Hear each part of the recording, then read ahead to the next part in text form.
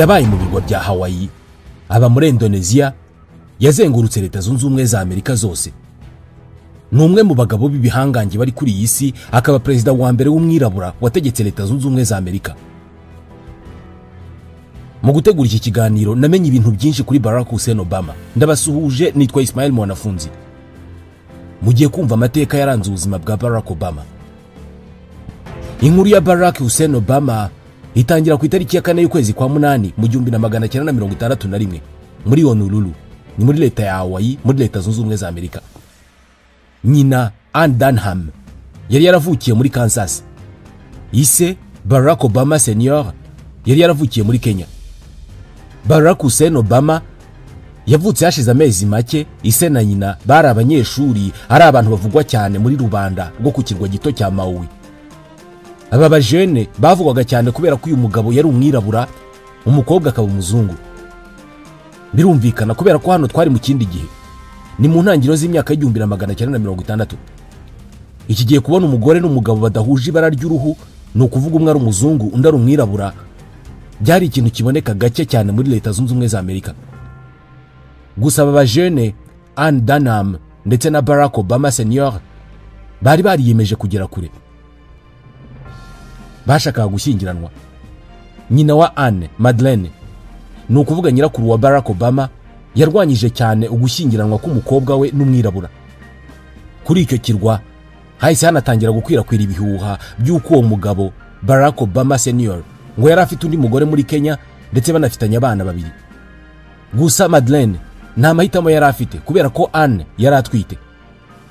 Uyu musore n'inkumi bahise bashyingiranwa byihuse cyane, bahita berekeza ku murwa mukuru Honolulu, ari naho babyariye. Babyaye umwana w'umuhungu, ndetse bahita bafata icyemezo cyo kumwita izina rya se, Barack. Bidatinze ubuzima bwabo bwahise buhinduka kubera ko Barack Obama Senior yahise abona bourse yo kujya kwiga muri kaminuza y'igitangaza ya Harvard muri Massachusetts. Yaragiye kwiga iby'ubukungu. Birumvikana nta muntu wanga kujya kwiga muri Harvard. Uyu mwana muto Barack Hussein Obama yari afite imyaka 2 y'amavuko. Ababyeyi be baba baratandukanye. Mbere yuko agenda, ise yavuze ko azagaruka, ariko ntabwo yigeze azirikana isezerano. Kera cyane Barack Obama amaze gukura, nibwo yamenye ko se yagiye muri Kenya yiyubakira y'ubundi buzima, ndetse abyara y'abandi bana. Muri make uyu mwana muto Barack Obama yongeye kubona se inshuro imwe yonyine mu buzima bwose, nabwo bamaranye igihe gito. Yari afite imyaka 10. Nyuma y'igihe gito uyu mugabo Barack Obama Senior yigendeye, Ann Dunham yahise abona undi mugabo bakundana yitwaga Lolo Soweto, umunyeshuri w'umunya-Indonesia wigaga muri Hawaii, wari unafite gahunda rwose yo gusubira iwabo muri Indonesia. Urukundo rwarashyushye hagati ye na mama Barack, ku buryo ubwo yasubiraga iwabo muri Indonesia bahise bajyana i Jakarta. Turi mu 1961. Petit Barack Obama yari afite imyaka 6. Yahise ajya kubana na nyina n'umugabo we i Jakarta muri Indonesia. Nyuma y'imyaka 3, ubwo ni mu 1970, uyu muryango waragutse. Ann Dunham na Lolo Soweto babyara undi mwana w'umukobwa. Barack Obama abonye mushiki we Maya. Nyuma y'imyaka mike, nyina yashatse ko umuhungu we ahabwa uburezi bwa Kinyamerika. Uko niko yafashe icyemezo cyo kumwohereza muri Hawaii. Yinjije uyu mwana w'imyaka 10 mu ndege wenyine, amwohereza muri Hawaii. Mwese mushobora kuba murimo gutekereza ibintu bimwe. Mushobora kuba murimo kwibwira ko uyu mwana yabaye umunyabibazo ukomeye akiri muto. Ise yari yarabataye. Nyina amukura mu rugo amujyana mu gihugu cya Aziya akurikiye y'umugabo. None kuri iyi nshuro nabwo yaramwohereje muri Hawaii wenyine, we yisigarira muri Indonesia. Uyu mwana ubuzima bwe bwari bugiye kuba ubuhe? Byarangiye nyirakuru Madeleine ari we wemeye kumwakira no kumurera no kumwishyurira ishuri. Muribuka yari yararwanije iri shyingiranwa ry'umukobwa we n'umunyakenya.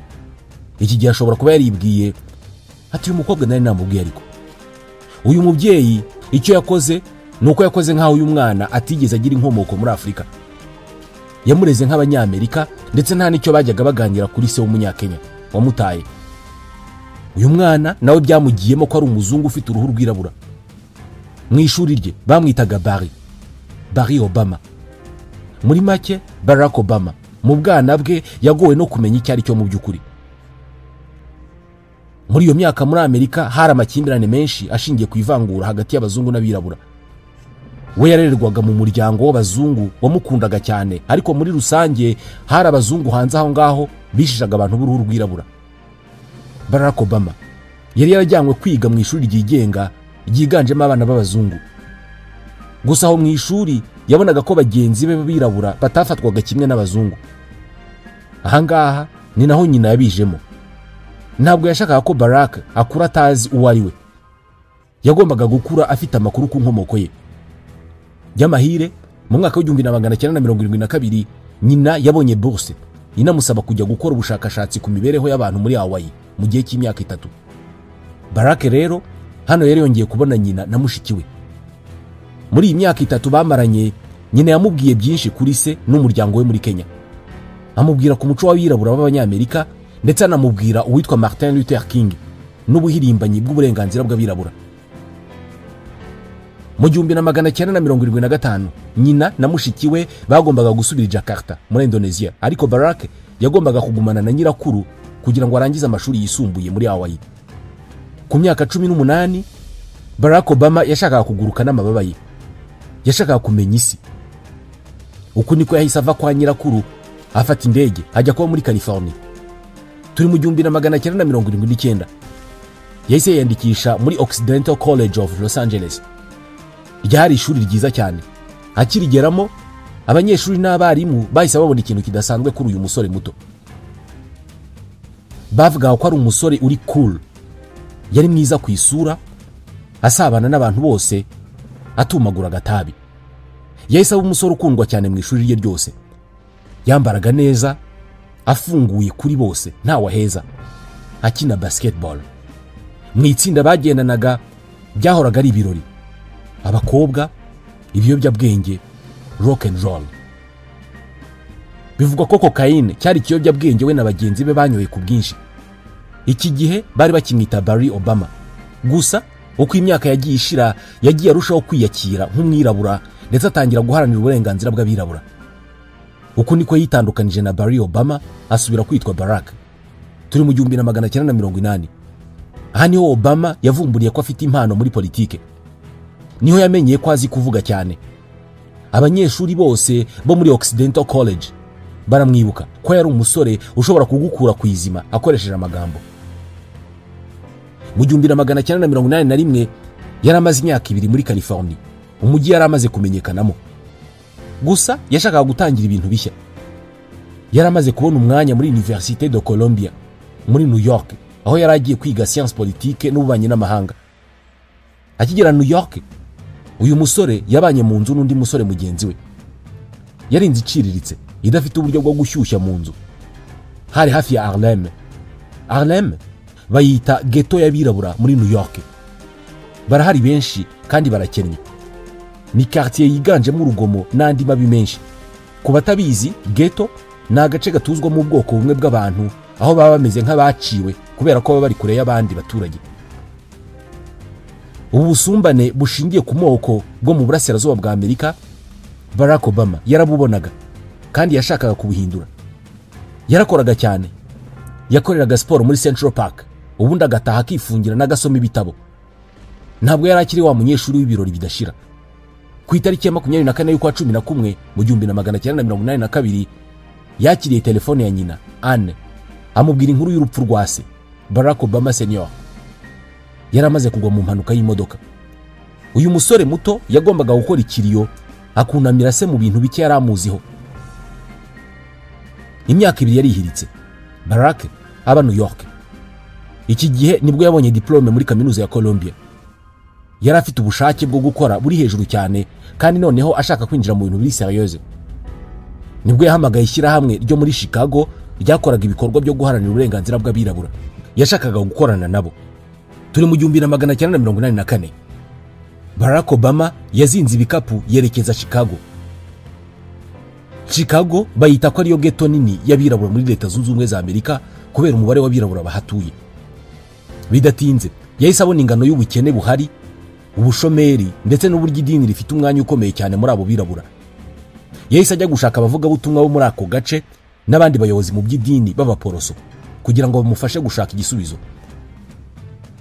Muri icyo gihe ni nabwo yahise atangira kujya gusenga ndetse ahinduka umuporoso. Muri urwo rusengero aho yasengeraga niho Obama yahuriye n'umugabo utandukanye n'abandi, Pastor Jeremiah Wright. Uyu muvugabutumwa ntabwo imbwirwaruhame ze zabaga ari iz'iyobokamana gusa, inyinshi muri zo zabaga ari iza politike. Yarwanyaga cyane apartheid muri Afurika y'Epfo ndetse n'ivangura ryakorerwaga abirabura muri Amerika. Obama yarabonye umuntu yari akeneye. Nyuma y'imyaka 3 muri Chicago, Barack yemerewe kujya kwiga muri kaminuza ikomeye cyane ku isi, Harvard muri Massachusetts. Ni ya yindi na se yizemo. Bidatinze yahise ava muri Chicago ajya kuba muri Massachusetts. Turi mu 1988. Barack Obama yigaga amategeko muri Harvard Law School. Aha yari yinjiye mu isi ya politike kandi byaramunyuze cyane.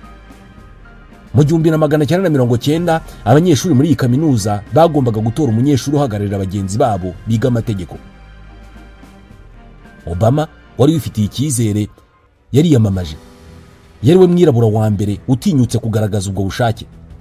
Ibi byatunguye benshi ariko birabashimisha. Ku myaka 29 nguyu Barack Hussein Obama abaye umuyobozi wa mbere w'abanyeshuri biga amategeko muri Harvard. Birumvikana ibinyamakuru byahise bitangira kwita kuri uyu musore muto. Mu masomo ye y'amategeko, Barack Obama yagombaga gukora stage muri kabine y'abanyamategeko. Yarakumbuye Chicago. Yakoresheje aya mahirwe yo gukora stage abona uburyo bwo kwisubirira muri Chicago. Bitewe nuko yari umwe mu banyeshuri b'abahanga mu by'amategeko, ubuyobozi bw'ishuri bwaramufashije abona iyo stage byihuse. Yinjiye muri iyo kabine yifitiye icyizere. Ku munsi wa mbere yahuye uzakurikirana stage ye. Yari umukobwa w'umwiraburakazi witwaga Michelle Robinson. Uko iminsi yagiye yicuma ari muri iyo stage, Barack Obama yagiye akunda uwo mukobwa wamukurikiranaga. Gusa ntabwo byamworoheye mu ntangiriro, ariko yabonye ingingo nyinshi zimufasha.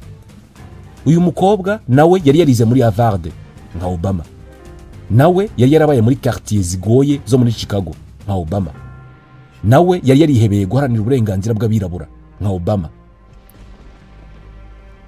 Byemezwa ko bwa mbere amwemerera ko basohokana ngo bajyanye kureba filime muri salle de cinéma. Umusore muto Barack yaje gutwara Michelle mu modoka aho yari atuye, bajya kureba filime yitwa Do the Right Thing ya Spike Lee. Nyuma yaha nibwo hatangiye urugendo rwo gukundana hagati y'uyu musore n'inkumi baje kumenyekana ku isi yose. Mu ntangiriro z'umwaka w'1992, Barack Obama na Michelle bakoze urugendo. Barack yari yararose igihe kirekire. Bagiye muri Kenya. Barack yari agiye kumenya umuryango wa se, ariko agiye no kwerekana umukobwa bazabana. Turi mu kwezi kwa 10 mu 1992. Barack na Michelle barashyingiranwe. Birumvikana uwabashyingiye ni Reverend Wright. Muri icyo gihe Barack yakoreraga kabine irengera uburenganzira bw'abirabura, naho Michelle we yari yarabonye akazi mu buyobozi bw'umujyi wa Chicago. Michelle niwe weretse Barack abayobozi batandukanye b'umujyi. Niwe wamufashije kumenyekana nk'umuntu uharanira uburenganzira bw'abirabura muri Chicago. Michelle na Barack Obama bari batuye mu mujyi wa Chicago muri leta ya Illinois. Aha niho Barack yatangiriye kugerageza bwa mbere amahirwe ya mbere yo kwinjira muri politike ya nyayo. Aha niho yagerageje kwiyamamariza kuba umusenateri wa Illinois. Kuvuga senateri wa Illinois ntabwo ari senateri uhagarariye Illinois muri Sena ya Amerika. Oya, ni senateri w'iyo leta, kubera ko buri leta muri Leta Zunze Ubumwe za Amerika igira sena yayo. Aya matora yari yatsinze.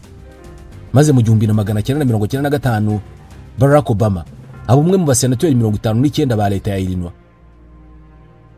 Iyi ngiyi yari intsinzi ikomeye, ariko hari umuntu umwe utarishimiye iyi ntsinzi. Michelle Obama yatekerezaga ko politike ari umutego, ko umugabo we atazongera kubona umwanya wo kwita ku muryango, kandi ko nta n'amafaranga ahagije abamo. Yatangiye kwicuza kuba yaramufashije kumenyana na bamwe mu bayobozi. Barack na Michelle bari bafite imyenda myinshi bafashe ngo bishyure amasomo muri Harvard. kandi politike yishyura amafaranga make kurusha gukora muri cabinet d'avocat. Ikindi cyatumye Michelle atabikunda nuko Barack yagombaga kujya gukorera muri Springfield mu murwa mukuru wa Illinois. Aha ni urugendo rw'amasaha 2 uvuye Chicago, bivuze ko yari kujya ataha muri weekend gusa. Iyi ni ingingo batumvikanyeho ariko baza kubisohokamo. Mu 1998 babyaye umwana wabo wa mbere, umwana w'umukobwa witwa Maria. Byemezwa ko ivuka ry'uyu mwana ryagabanyije uguhangana hagati yabo. Barack ntabwo yahembwaga amafaranga ahagije. Umuryango wari utunzwe n'amafaranga ya Michelle kandi niwe witaga ku mwana wenyine, abihuza n'akazi ko gukora mu biro by'umujyi wa Chicago. Byemezwa ko atasibaga gusaba umugabo we guhagarika politike, ariko Barack ntabwo yamwumvaga. Yashakaga kugera kure. Mu mwaka wa 2000 Barack Obama yatangiye urugendo rwo kwiyamamariza kuba senateur ku rwego rw'igihugu. Byari ibintu bigoye kubera ko bari bahanganye mu gushaka guhagararira Illinois ni Bobby Rush, umugabo wari uzwi cyane muri leta ya Illinois kubera guhirimbanira uburenganzira bw'abirabura. Yari yarahoze ari muri Black Panther. Uyu ni umuryango wamenyekanye cyane mu guharanira uburenganzira bw'abirabura muri Amerika. Hateguwe ikiganiro mpaka hagati y'abakandida bombi, kinyura kuri televiziyo, maze Obama akozwe isoni na Bobby Rush. Yaramurushije cyane. I think what's important is that we have a chance now to raise expectations of voters in terms of what the congressman can accomplish in this. Uburyo Bobby Rush yakoresheje ngo atinde Obama nuko kugaragaza ko senateur Obama nta kintu na kimwe yigeze akorera abaturage ba leta ya Illinois, ko ahubwo ari umunyeshuri muto wo muri Harvard warezwe n'abazungu agakurira mu mico y'abazungu. Yagaragazaga ko nta kintu na kimwe uyu musore muto azi kubirebana no guhirimbanira uburenganzira bw'abirabura. Obama yatsinzwe aya matora.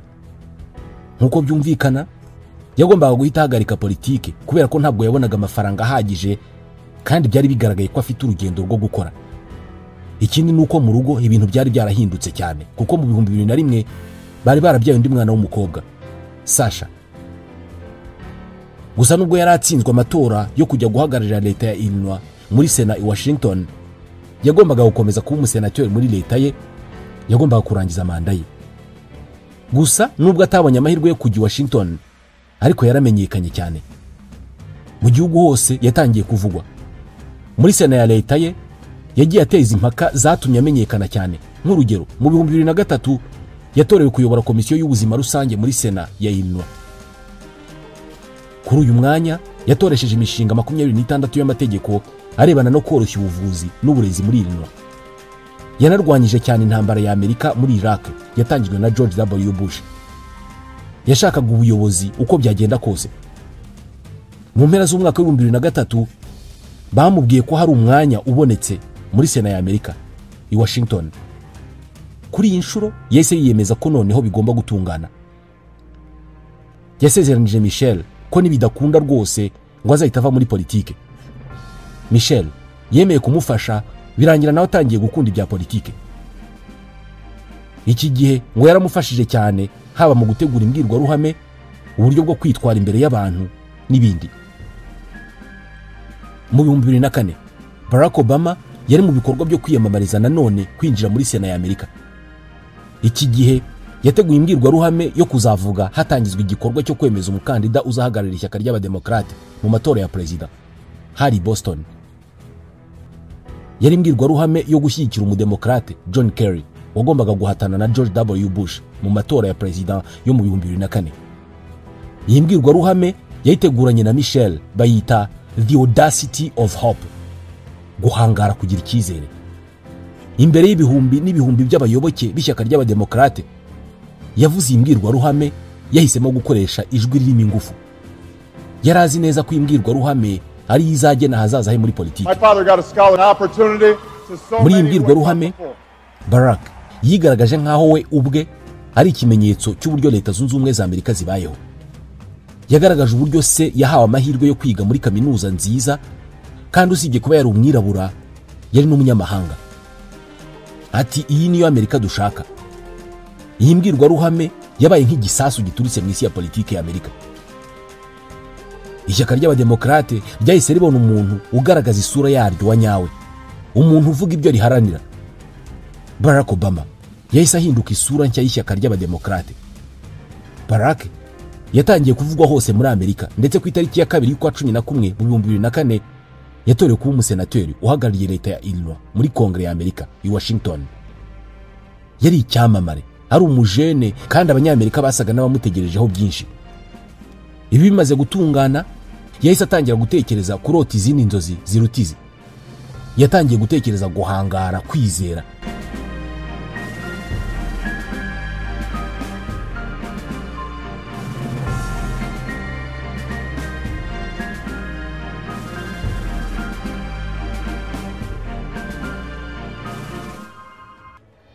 Ku itariki ya 10 y'ukwa 2 mu 2007, Barack Hussein Obama yatangaje ko agiye kwiyamamaza mu matora y'ibanze ngo azahagararira ishyaka ry'abademokrate mu matora ya perezida yo mu 2008.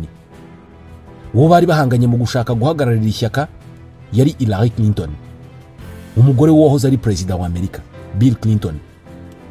Mu bigaragara uru rwari urucabana. Madame Clinton yari yamaze kwizera ko mu mwaka utaha azimukira muri Maison Blanche. Gusa ibi ntibyatinze gutangira guhinduka. Uyu musenateri wo muri Illinois yahise atangira guhindura ibintu. Yari afite ururimi ruhagurutse imbaga, yari akiri muto. Ikusanyamakuru ryatangiye kumuha amahirwe yo gutsinda.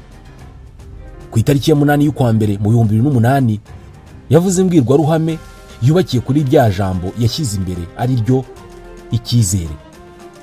Ni imbwirwaruhame yaje kwamamara yise Yes We Can.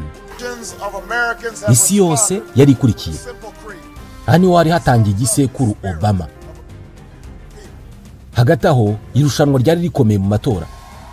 Madame Clinton yarabibonaga ko arimo kurushwa, maze mu mpera z'ukwezi kwa 8 mu 2008 yiyemeza kujya inyuma ya Barack Obama aramushyigikira.